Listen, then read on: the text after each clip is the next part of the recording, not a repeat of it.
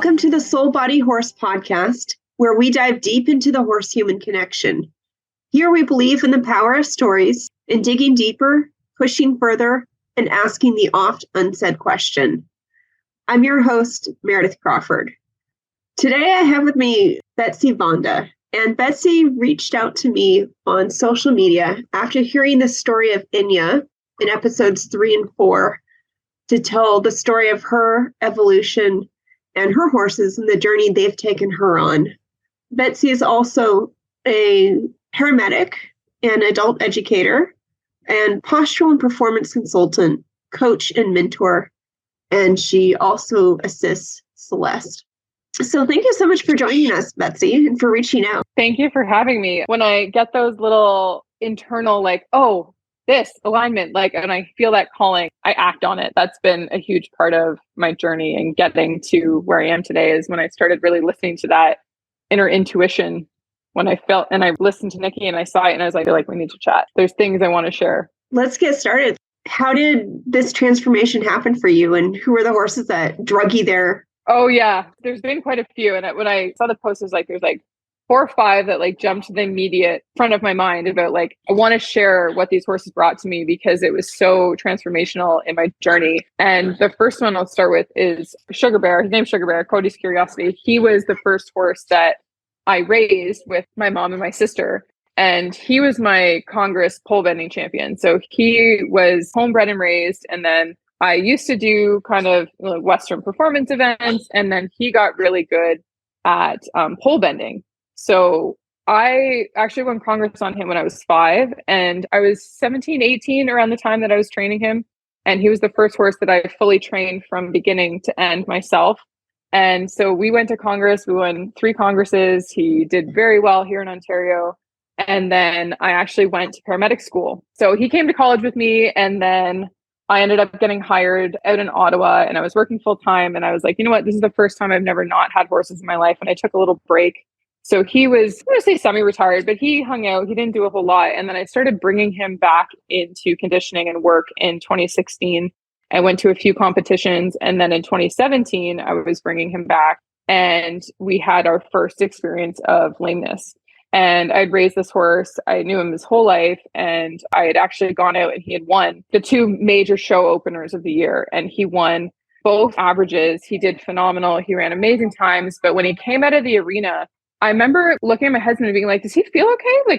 He took a couple steps, when he just come out of the run. And I was like, that's weird. I got him home after the second show. We always give him a day. And I went out and he was lame and he was right head bob. And I was like, oh no, what has happened? It's awful. So I get the vets out and, they do all the things. They do the lameness check and they're like, oh, we can't really find anything. Must be a bone bruise. And I was like, okay. And I'm like, okay, so what do we do? And they're like, time and rest. And then we started him on Previcox and he was, I want to say 16, 17 at this time. And it's like, okay. And then got another farrier out, turned out his feet weren't trimmed in balance. And I was like, okay, he's not really getting better. And then I ended up meeting an osteopath. So I was also dealing with my own head injuries at this time. So I had my first concussion in August of 2016.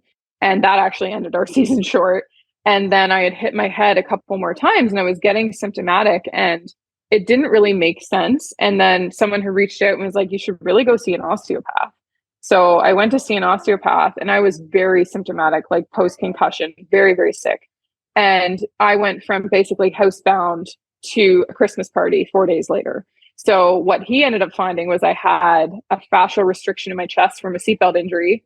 And then that was restricting my heart and lung function. And then I also, my C1 wasn't out of alignment and there was a few other things. So I was like, wow, osteopath, game changer. So that was my first introduction to osteopathy. And then I ended up connecting with Kate Armstrong and she came out and was working on Sugar Bear. And we started getting some changes and we eventually did get him to the point where I was able to take him back to Congress at the end of 2018 and compete. But he was so special because he never said no. There was only one time in his entire career that he ever told me he didn't want to go in the arena. I was in tune with that. I could always tell he was truly a performer.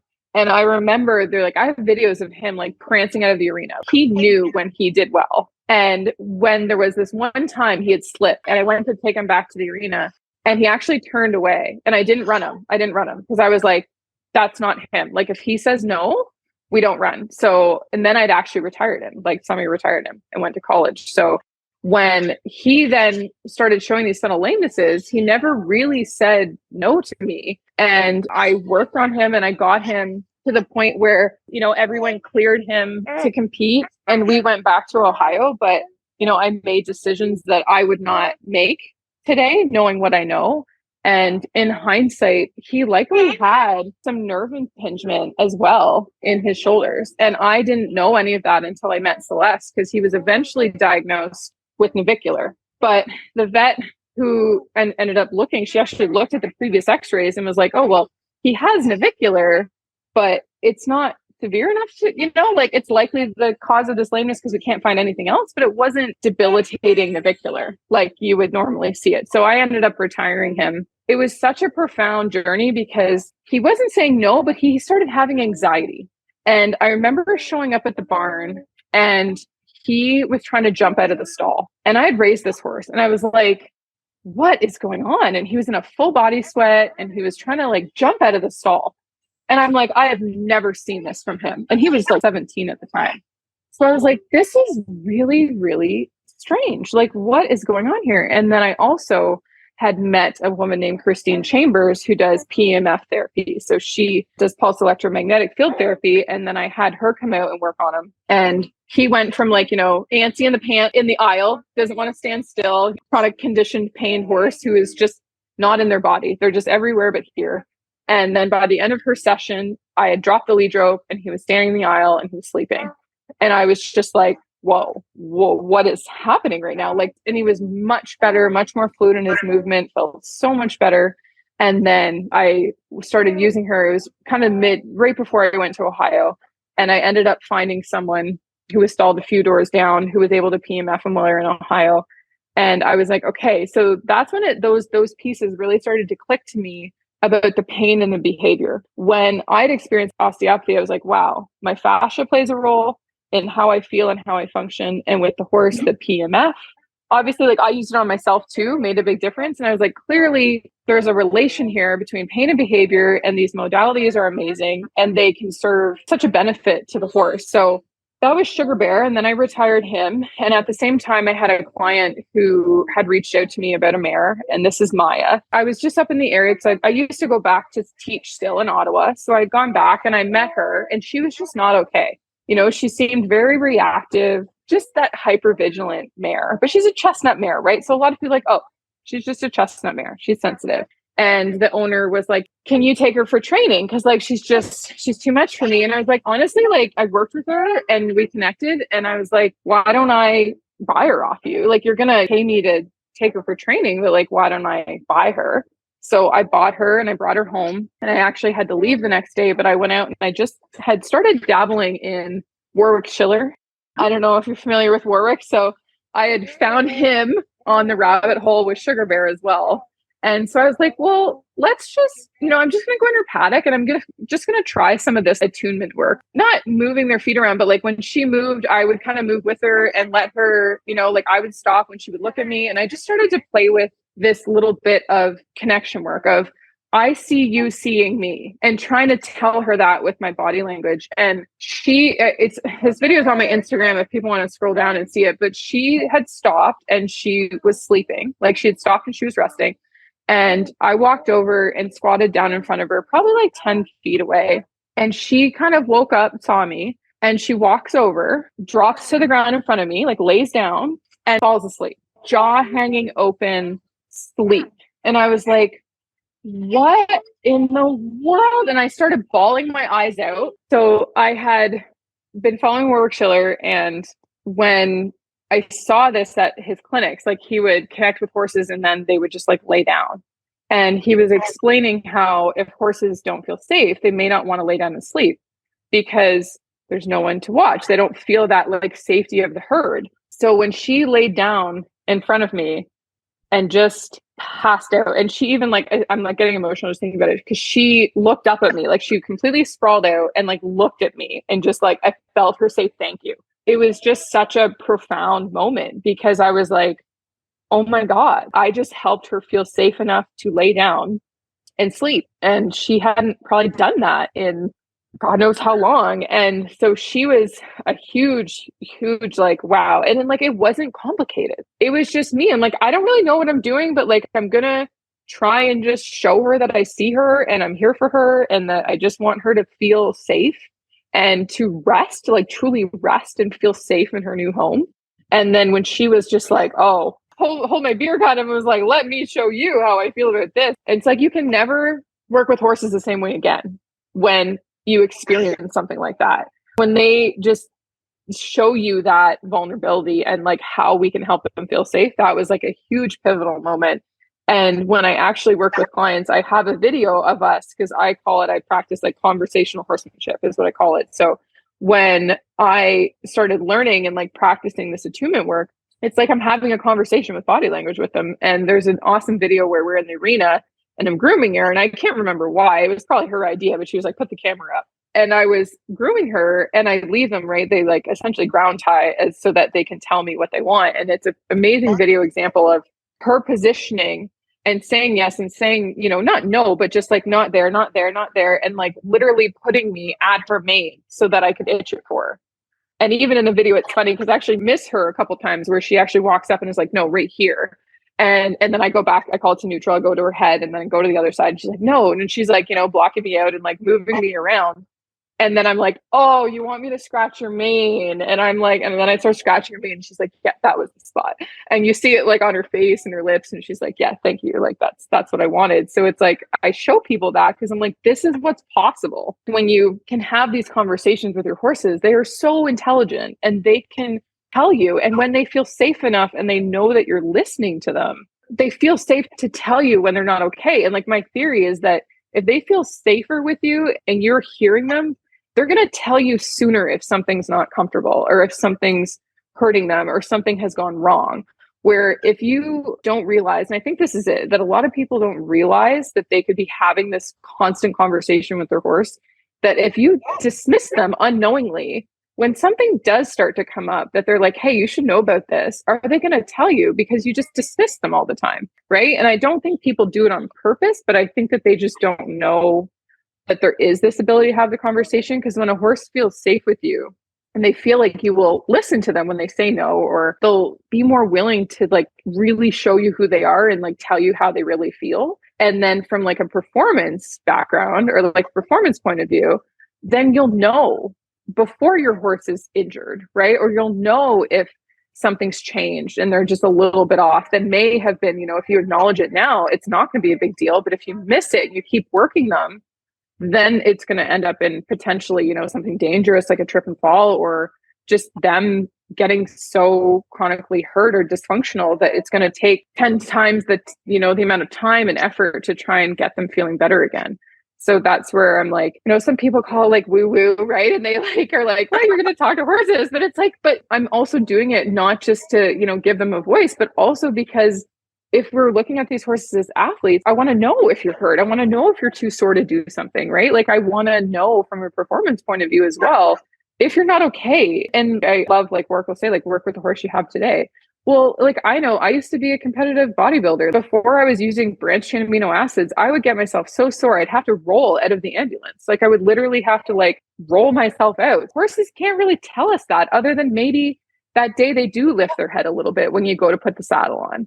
You know, maybe, no, it's not that they have ulcers, but maybe they're just a little sore that day. So maybe instead of riding them, you would do some fun and handwork. It's interesting, the opportunities when you think about it, once you start having conversations with horses. And Maya was definitely a huge piece of that. And then this also leads into Pinot. So around the same time, my barn owner she saw me working with her and she was like, oh, I've got a horse for you. And she had purchased this warm blood gelding and he hadn't had a great start. Like she knew he didn't have a good start. And then the other person she'd been working with, he'd basically gotten to the point where no one was riding him. And if they did try and ride him, he would try and rub you off on the wall or he'd throw you into a jump. He's very behavioral, but then on the ground, he would bite and he would like, literally, we walked up for her to introduce me to him and he reached out and just grabbed her coat, like right in her chest. And she kind of swatted at him and then he just came back for more.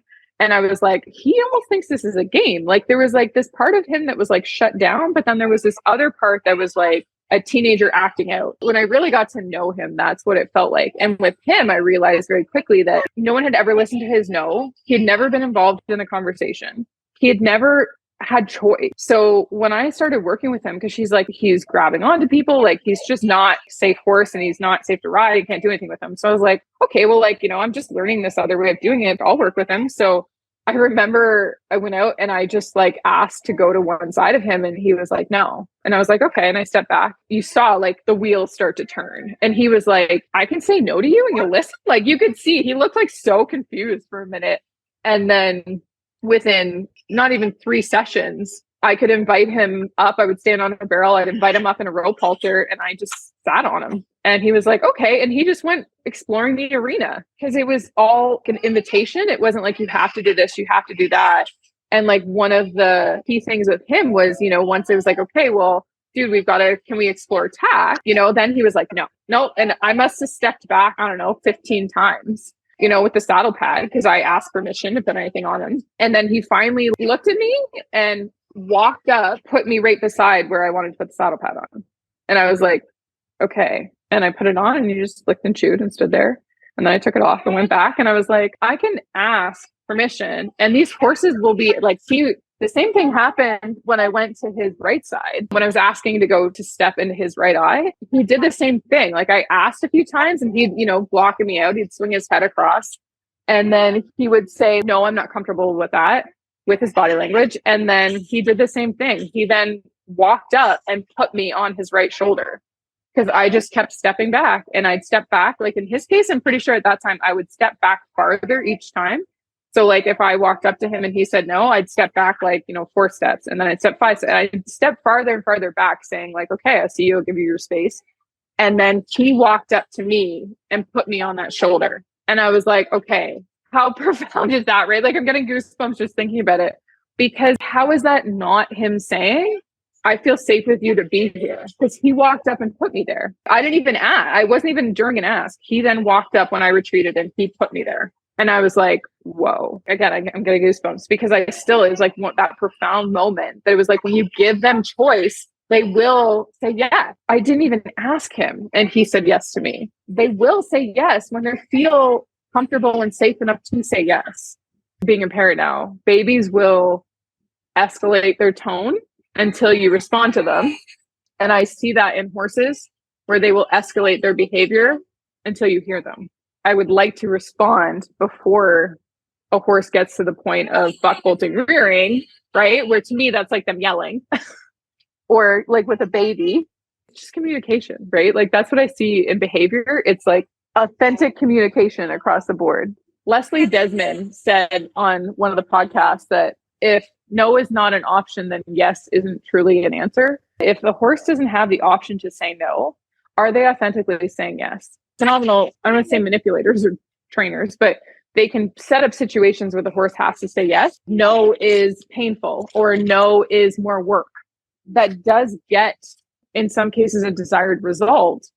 But is it really optional? And I just found that once I started giving horses the option to say no and like really hearing it and acknowledging it, that I got so many more yeses, so much more quicker. There was a time when I was working with another horse and I looked at my husband and I was like, can it really be this easy? Before it would be so much air quotes work or like, moving the feet around or really like it can actually be this simple is like just giving them choice and like involvement and acknowledging that they can say no to me. And then it all started to make more sense because it's optional now. They know it's optional and they know that they can say no to me.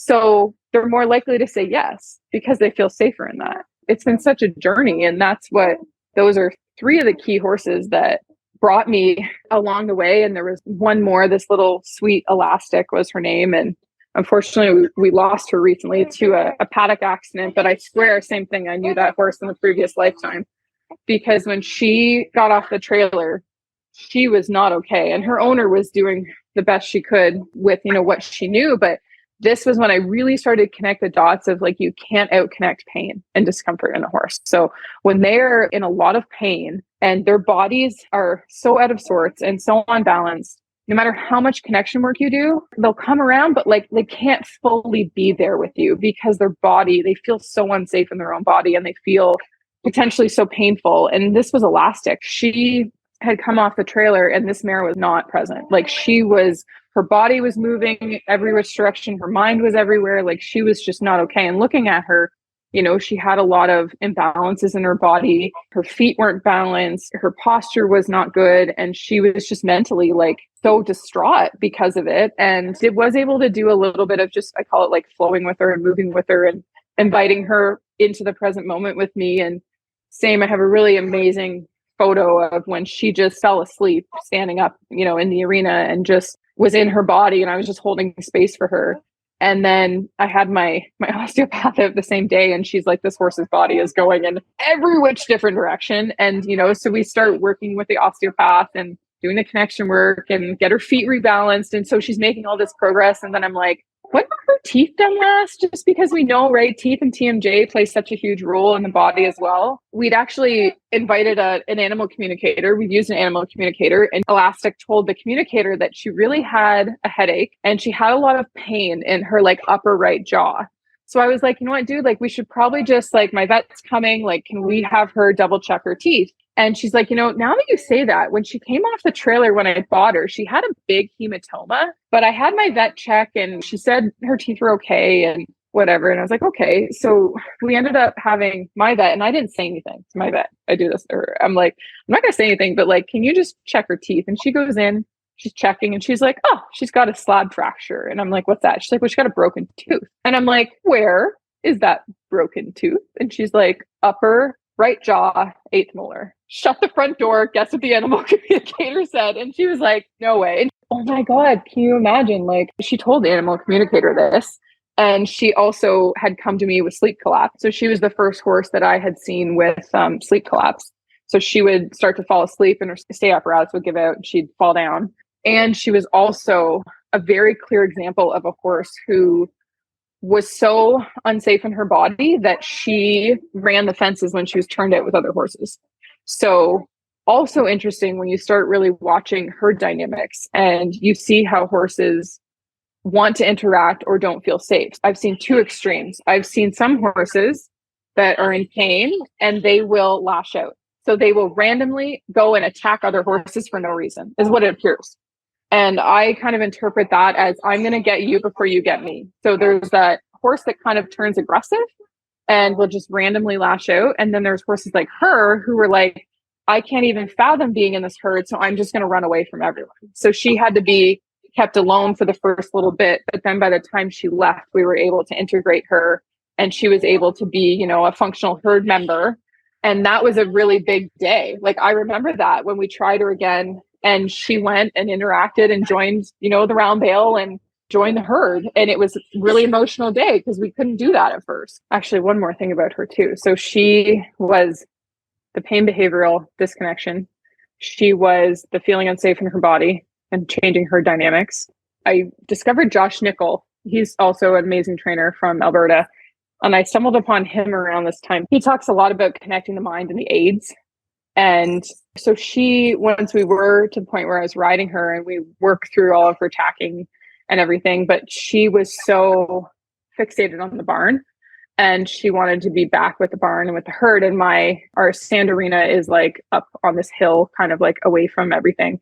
So I started when I would get on horses, I'd say just kind of turn them loose and see what they're attracted to and see what they're drawn to and see what they're scared of. And walking her around, she was like a drunk person. So she would kind of zigzag all over the arena. But what I picked up on was it's because she's keeping the barn in her eye. So mentally she was at the barn, even though we were up at the arena. So I would just pick up a rein until she connected like mentally and then I'd release it. And at first, like, it doesn't matter where you go. I'm just looking for her to, see me and like be here with me. And that's what he says too. It's like an invitation, right? So I'm inviting her to think to the right. I'm inviting her to think to the left. And I'm using my aids to bring her back to the present moment, to be in this moment with me here in her body. And I put up my camera the one day because this is what I wanted to film it for people to see. I'm like, look at how she's walking. So she looks like a completely unbalanced horse. And, she's going all over the arena. But as her mind and her body come back to the same place, we finished in 5 minutes walking in straight lines, because then we were going together. And she was just such an amazing, amazing horse. And there was another moment with her in that arena as well after. So very quickly, once she realized it was safe to be mind, body, rider, we were all in harmony, all in the same place. There was this one day we were up riding, and for whatever reason, and I'm surrounded by paddocks, all of the horses started running. Like, I don't know what happened, but literally the entire property, fields of horses, everyone's running. And we just stop and we just watch. And this was this horse who, when I got off the trailer, she could not be in one place, like could not stand, could not be. And we just stopped and we just stood, and there's horses running on every side. The entire farm was running. Beautiful sunny day. And she just stood there, and I couldn't have been more proud of her in that moment. And so just like, this is what horsemanship can be. Like, this is what partnership and harmony and both of us being in our minds and in our bodies and totally in the present moment together, that she did not catch the energy of the entire facility galloping around. She's a barrel horse. Let me add that. Like, this is a barrel horse. And she is just standing there in this moment with me, watching all these horses run around. And I have so many of these moments caught on tape, and I love to go back and watch them. And I'm like teary just thinking about it. That is such a profound moment of connection that, here's most horses, right? Like, someone kicks up on the lunge line and everyone in the arena loses it, right? It's like, it doesn't have to be that way. It can be different. It can be connected in harmony and peaceful. And when I saw that she got hurt and that they then had to put her down, I was devastated. Like, when she went home, I think I only had her for like 90 days maybe. And I literally felt like a piece of me left with her, because there were so many of these moments that just, wow, like the next thing and the next thing. And she was one that actually showed me as well that posture could change, because she got off the trailer and it was like her hock almost looked straight. Her hind feet were so imbalanced that it was almost like her leg was doing like a 90 degree at the fetlock. And I was like, you want to barrel race this horse? Not like that, right? I'm like, she can't shock absorb anything. But when she left, she had her foot had come back underneath, her pelvis had changed. She had more hock. Like, she actually had bend in her hock. Like, she didn't look so post-legged. And I was like, oh, interesting. I was optimistic that would happen, but I didn't know that it was possible. So she was just like so many amazing things. And yeah, there was just so many things that horse showed me. But again, it was like, if I had to be in that place, like going through the other training horses, and then I was in a place to like, for her to arrive and for me to be able to help her in the way I could. And even like, I was looking back on her photos and her videos, and I'm like, she really developed in her thoracic sling. And I didn't really know what I was doing at the time that I was developing it. But I look back at some photos and I'm like, oh, look at her lift, and look at her. Like, she was moving in a way that I hadn't really experienced before. Cool. We're good. That was elastic. And huge piece of my heart left with that horse. And she was just such a special mare, because as you can see, like, she taught me so many different things.